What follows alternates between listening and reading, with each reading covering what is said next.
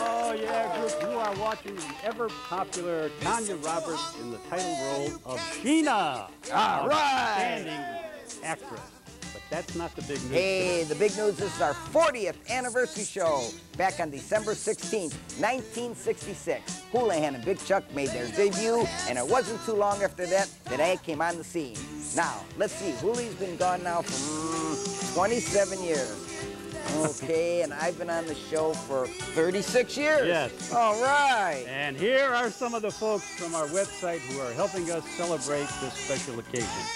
So this is Mike Weil and Jeremy Maury. Yep. Okay. And what are they here for?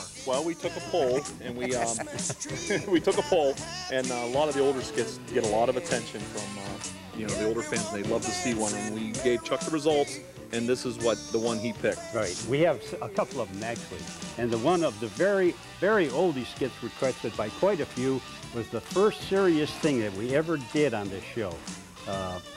I took the hit record by Dion. Do you remember that?